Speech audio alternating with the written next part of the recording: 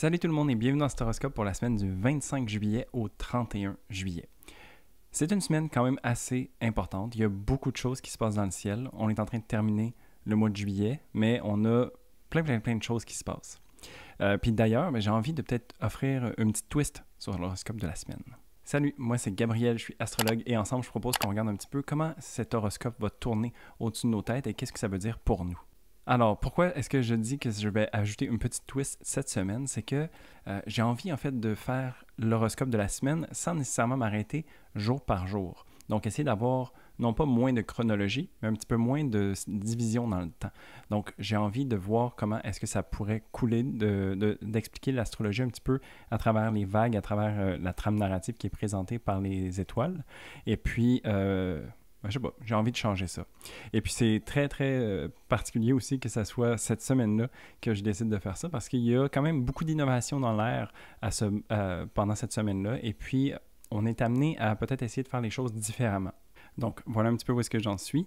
La Lune, quant à elle, cette semaine se déplace entre le signe du Cancer, du Lion et de la Vierge. Donc on va regarder ça ensemble.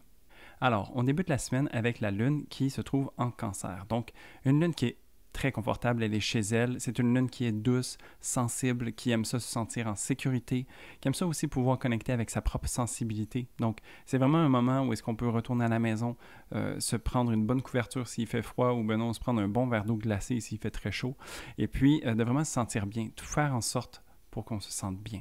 C'est un moment où est-ce qu'on peut se permettre aussi d'intégrer beaucoup de choses qui se passent depuis peut-être les derniers jours, dernières semaines, parce que la Lune en Cancer nous ramène à la maison, nous ramène dans nos tripes, dans notre monde intérieur. Et puis, avec la Lune, mais c'est toujours cette question de prendre soin de soi et des autres. Et puis donc ici, avec l'énergie un peu maternelle de cette lunaison, on peut venir s'offrir un cocon, on peut venir se dorloter un petit peu, puis faire en sorte qu'on se sent bien. La Lune, pendant qu'elle va être dans le signe du Cancer, va quand même recevoir des aspects positifs qui viennent l'aider à faire tout ça. Donc, elle reçoit du support de Jupiter, elle reçoit également du support de Vénus, qui sont les deux planètes bénéfiques du ciel. Donc ici, chacune d'entre elles, à leur façon, viennent ajouter du positif, un espèce de fil d'argent au travers de tout ça. Et puis, on est capable de tirer des leçons. On est capable aussi de se sentir plus en harmonie avec ce qui nous entoure. Et donc, ce début de semaine est vraiment à saveur comme ça, où est-ce qu'on se sent bien et puis on dirait que tout coule un petit peu de source. Donc, avec Jupiter, ce qu'il faut faire attention, c'est que ça risque de faire monter les émotions. La Lune, je rappelle un peu comme à chaque semaine toujours, ça part de nos émotions et puis notre monde intérieur. Donc ici, c'est comme si ça vient prendre plus de place. On est dans le signe du Cancer, donc beaucoup plus sensible déjà à la base. Alors, ça se peut qu'on soit un petit peu plus friable ou qu'on soit plus facilement touchable. On a les émotions qui viennent peut-être se faire ressentir un petit peu plus fortement à l'intérieur. Et puis ça, c'est des vagues, tu sais. Donc, il faut se permettre en fait de les accueillir et de les prendre comme elles viennent. Avec Jupiter, c'est que, dans le fond, ça vient augmenter, mais c'est pas négatif non plus. Jupiter est là pour nous apprendre quelque chose au travers de tout ça, et donc c'est de se permettre de se laisser porter, de se laisser connecter, en fait, avec ces petites vagues émotionnelles, puis ça va nous faire du bien. Le support que Vénus va offrir, elle, c'est un support qui vient nous aider à unifier, qui vient, en fait, faire en sorte qu'on comprend qu'est-ce qui se passe un petit peu, qu'on est capable de venir raccorder ça à des choix qu'on fait dans notre vie, à des choses qui sont importantes pour nous. Et puis, on vient créer de l'unité, on vient créer de l'harmonie et de la cohésion, en fait. Donc, c'est de faire en sorte que nos besoins qui sont représentés par la Lune soient cohérents avec nos choix qui sont représentés par Vénus. Donc, vraiment, ici, c'est un beau travail d'équipe qui vient se passer. Et puis, Vénus se trouve en Cancer également. Donc, elle est avec une Lune qui est en domicile. Alors ici, le potentiel de bien vouloir faire un bel amalgame de tout ça au niveau émotionnel et au niveau de nos valeurs est présent, puis ça va faire du bien. Donc ça, c'est vraiment plus au niveau des émotions. Si on regarde un petit peu au début de la semaine comment ça se passe au niveau de notre mental avec Mercure, on a Mercure qui se voit être un peu challengé ou mis au défi par Mars qui se trouve en Taureau. Mercure, lui, se trouve en Lion. Donc ici, on a une tension parce que c'est deux planètes qui sont dans des signes fixes. Ça vient tirailler un petit peu et puis chacun a envie d'être mordicus sur son point de vue, en fait. Alors Mercure, qui a envie de joie, qui a envie de s'amuser, de rugir, de pouvoir être entendu et vu, se voit être confronté un peu à ce manque de volonté de vouloir agir dans ce sens-là. Donc ici, on a un Mars qui est un petit peu têtu, qui est un petit peu rabat-joie, qui vient mettre les talons au sol, en fait, pour freiner les ardeurs. Donc ici, c'est là que l'attention se fait ressentir. Et puis, bien qu'on ait envie, qu'on ait plein d'idées, qu'on ait une certaine générosité, on a envie d'aller vers l'autre, ben c'est comme si ça nous demande un effort supplémentaire, puis peut-être que ça ne marche pas. Alors ici, c'est de voir comment est-ce qu'on peut se permettre de répondre à chacun des deux pour se donner un contexte plus intéressant pour soi.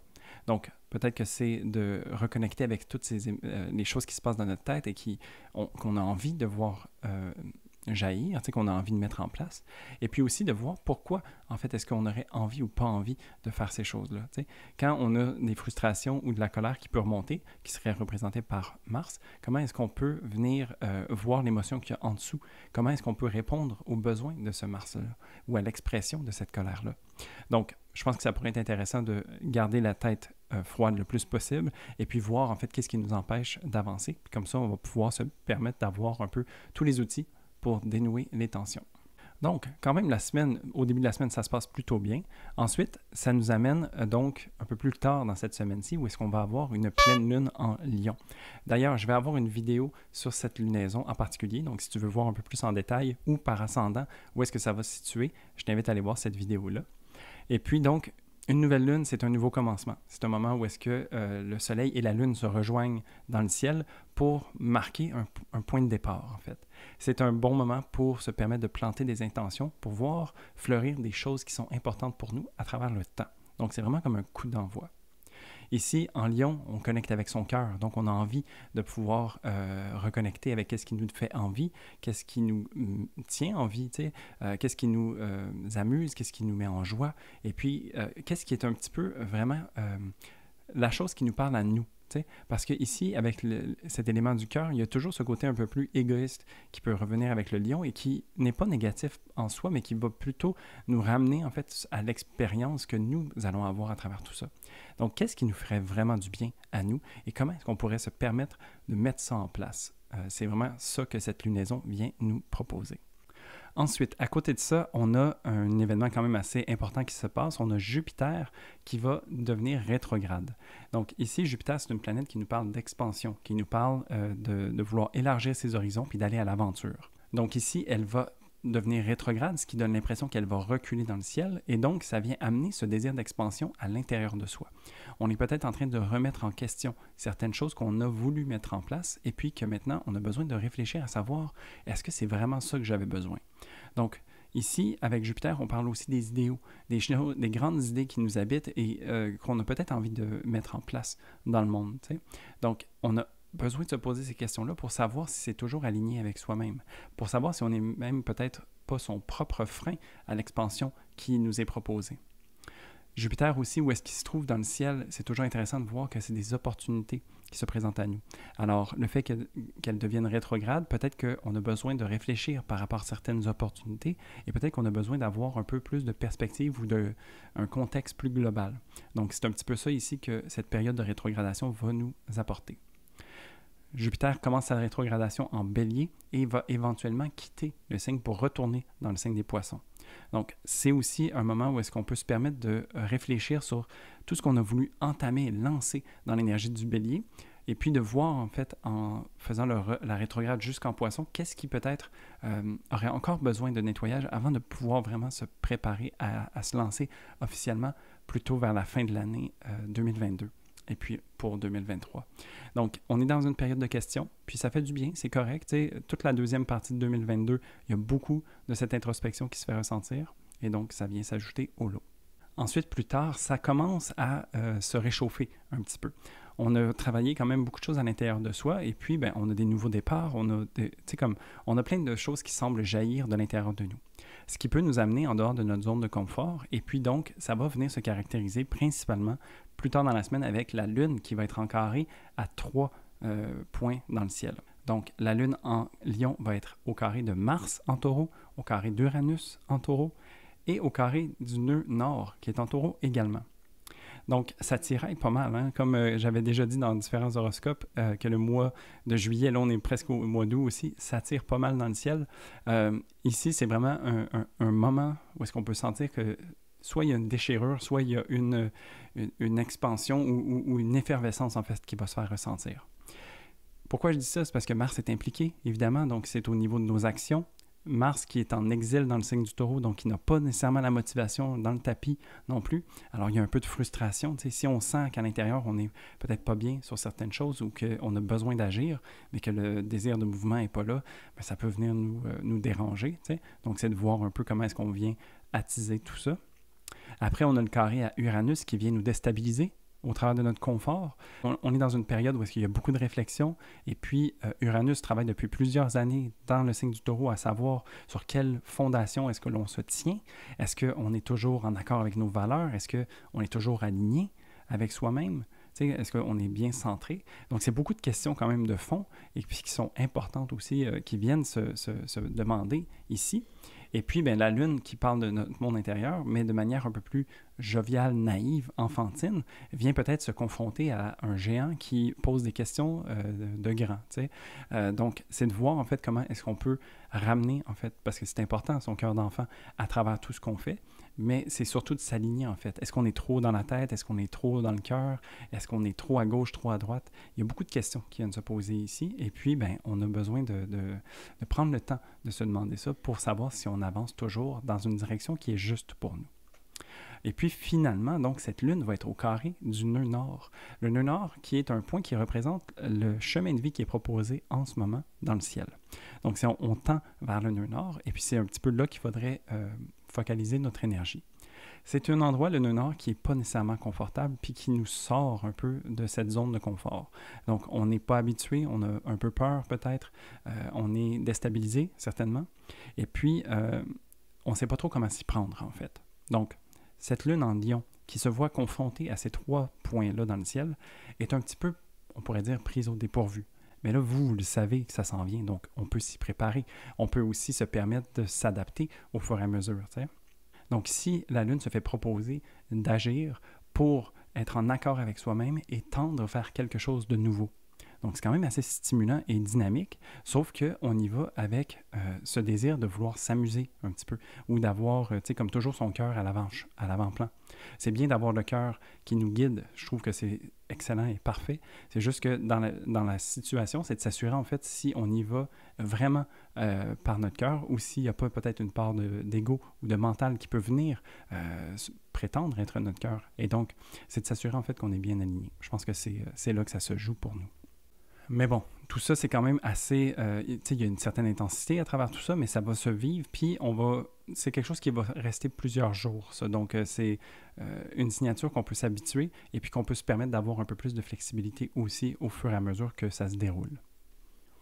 Ensuite de ça va quand même nous brasser un petit peu la cage. T'sais, ça, on est plus vers la fin de la semaine, mais on termine vraiment cette semaine avec la Lune qui devient conjointe avec Mercure. Donc, malgré qu'il y a eu beaucoup de remue-ménage, on est là puis à se dire, attends une seconde, j'ai besoin de me recentrer, OK?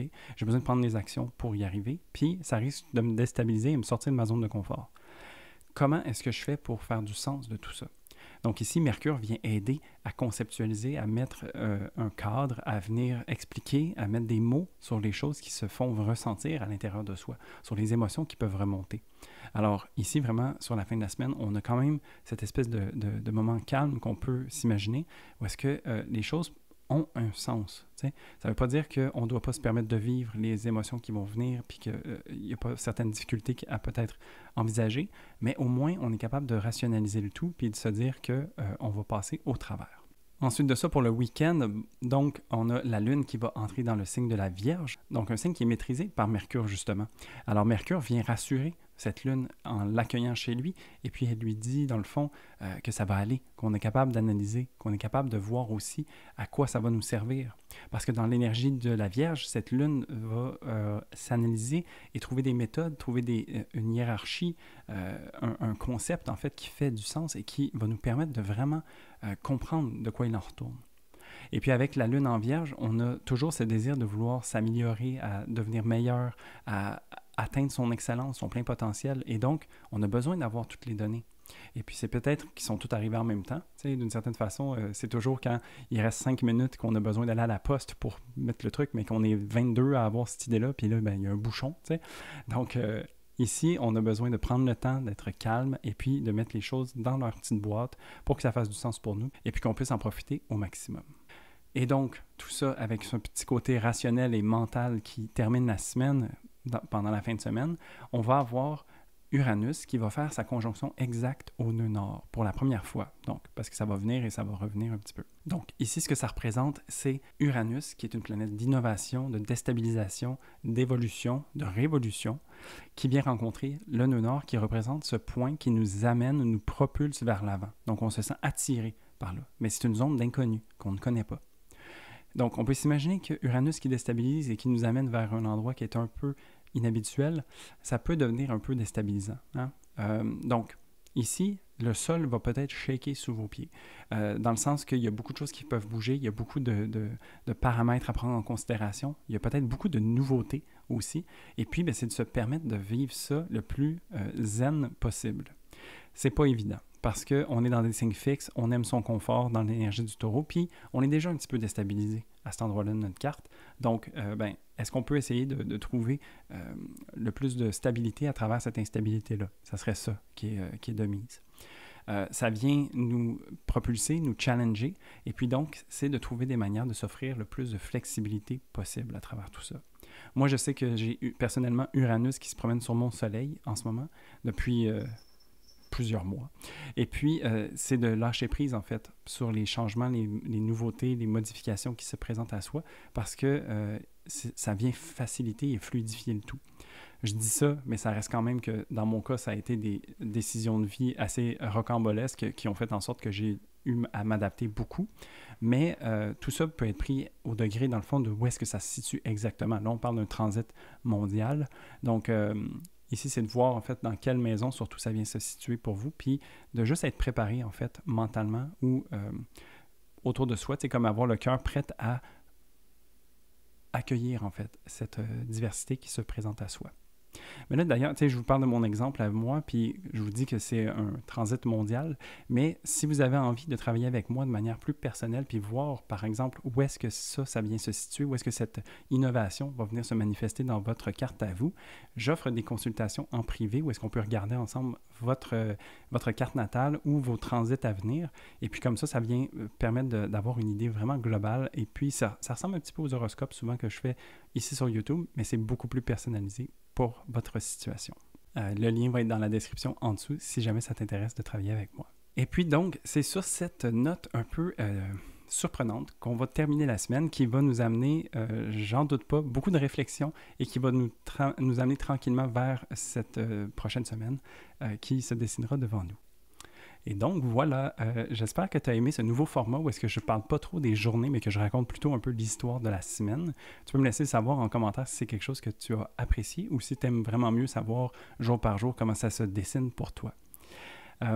Si tu as aimé cette vidéo, n'hésite pas à y mettre un pouce. Tu peux t'abonner également à la chaîne. Comme ça, tu peux voir ces vidéos-là arriver chez toi semaine après semaine.